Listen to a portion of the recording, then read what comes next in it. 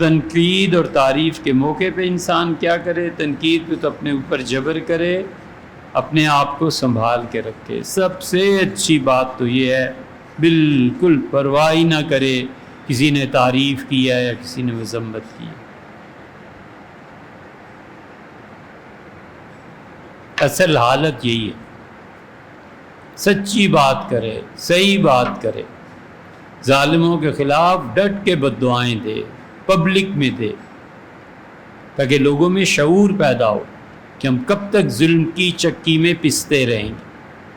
اصل مقام یہی ہے، مادح اور ذام دونوں برابر ہو جائیں۔ کسی نے تعریف کر لی تو کیا کر لیا، اللہ کے ہاں پتہ نہیں قبول ہے یا نہیں۔ کسی نے مذمت کی تو جوتے کی نوک پہ، وہ اپنے ظلم کا حساب جب دے گا تو یہ حساب بھی پورا ہو جائے گا۔ بالکل پرواہ نہیں کرنی چاہیے۔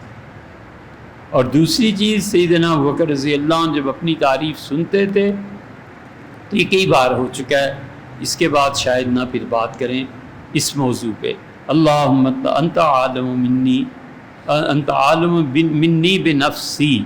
حضرت ابوبکر رضی اللہ عنہ کی کوئی تعریف کرتا تھا تو آپ یہ دعا پڑھتے تھے، اے پروردگار انت عالم منی بنفسی، اللہ میرے نفس میں جو کچھ ہے نا تو مجھ سے زیادہ بہتر جانتا ہے، وَأَنَا عَالَمُ بِنَفْسِي مِنْهُ، اللہ تیرا علم کامل ہے، میرے نفس میں جو خرابیاں ہیں تو مجھ سے بہتر جانتا ہے، اور نفس کی خرابیاں میں ان سے بہتر جانتا ہوں، میں ان سے بہتر جانتا ہوں تو مجھ سے بہتر جانتا ہے۔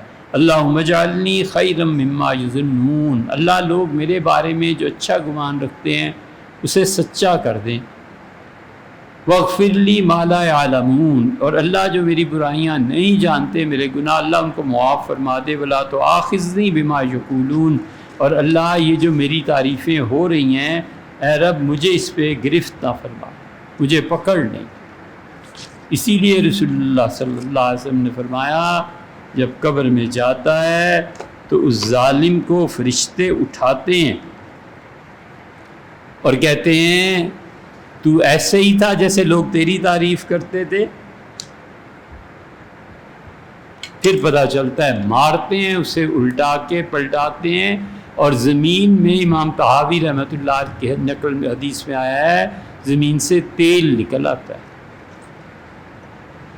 یہ جتنے تعریفیں سن سن کے خوش ہوتے ہیں نا، یہ قبر کی مٹی کو بھولے۔ میں نہیں پتا کہ فرشتے پکڑیں گے، قرآن میں بھی آیا ہے، اللہ نے فرمایا ہم جہنم میں ڈالیں گے اور ہم کہیں گے ذق، اس جہنم کا مزہ چکھ، انک انت العزیز الکریم، تو دنیا میں لوگوں پہ چھایا ہوا تھا، تو لوگوں پہ غالب تھا، تو اپنے عہدے کی وجہ سے لوگوں پہ ظلم کرتا تھا، کریم، اور تو کہتا تھا میں بڑی عزت والا ہوں۔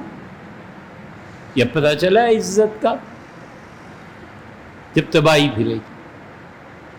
ایک سوال یہ بھی اسی سلسلے میں نپٹا ہی دوں کہ ہم بد دعائیں کیوں دیتے ہیں اور ہمارے شاگرد اس سے کیا سیکھیں گے؟ بد دعائیں اس لیے دیتے ہیں بچوں کہ بیداری پیدا ہو، بد دعائیں اس لیے دیتے ہیں کہ ظالموں سے نفرت پیدا ہو، بد دعائیں اس لیے دیتے ہیں کہ حضور صلی اللہ علیہ وسلم 1 مہینے تک نماز میں کھڑے ہو کے لعنت بھیجتے رہے۔ ابھی تو ہم نے لعنتیں نہیں بھیجی، ہم نے کبھی نہیں کہا فلانے پہ لعنت ہو، ہم کہتے ہیں اس محکمے پہ لعنت ہو، سمجھے؟ حضرت رسالت مآب صلی اللہ علیہ وسلم کی بد دعائیں کسی دن گنوانا شروع کروں؟ آپ علم کی اس سطح تک تو پہنچے، اور ہمارے چھوٹے کیا سیکھیں گے؟ ہم سے کیوں سیکھنا ہے بھیا؟ لا حول ولا قوت الا باللہ۔ یہ وسوسہ ہمیں تو وسوسہ بھی نہیں کبھی آیا، یہ شیطانی عمل ہے یار، نکلو اس سے، یہ شخصیت پرستی کو چھوڑو۔ اللہ کی کتاب حجت ہے، حضرت رسالت مآب صلی اللہ علیہ وسلم کے اعمال، اقوال، افعال دلیل ہیں، صحابہ رضی اللہ عنہ کے فتاوی ہیں، ائمہ مجتہدین ہیں، ان کے پیچھے چلنا ہے، سمجھے؟ ہم کیا اور ہماری اوقات کیا؟ شاگرد کیا سیکھیں گے؟ شاگردوں کو یہی اول تو ہے ہی نہیں، خیر سے ہم اس سے بھی فارغ ہیں بالکل، آگے پیچھے کوئی ہے ہی نہیں، آج مرے کل دوسرا دن۔ اللہ کو شکر ہے کسی کا حساب کتاب کچھ نہیں، اور نہ کوئی شاگرد ہے۔ اگر آپ سمجھتے ہیں کہ شاگرد ہیں تو یہی سیکھنا چاہیے کہ ہمیں سچائی کے ساتھ کھڑا ہونا ہے، ہمیں ظالموں کو مٹانا ہے، کچھ نہیں تو کم سے کم بد دعائیں کرنی، رات کو تہجد پڑھ کے رو رو کے اللہ سے بد دعائیں کرنی ہے کہ اللہ انہیں ہلاک فرما، اللہ انہیں ان کے دشمنوں کے سامنے ذلیل فرما، اللہ ان کے بچے برباد ہو جائیں، اللہ ان کی بیٹیوں اور بیٹوں کے رشتے ہیں اور بنتے ہیں اکنامکس کے منسٹر اور فلانے کے منسٹر اور یہ خدایا ان کو ایسی بیماریوں میں مبتلا کر دے، کیڑے پڑ جائیں، ان کی ڈکٹیشنز نے، ان کے معاش نے پوری قوم کا نچوڑ لیا خون۔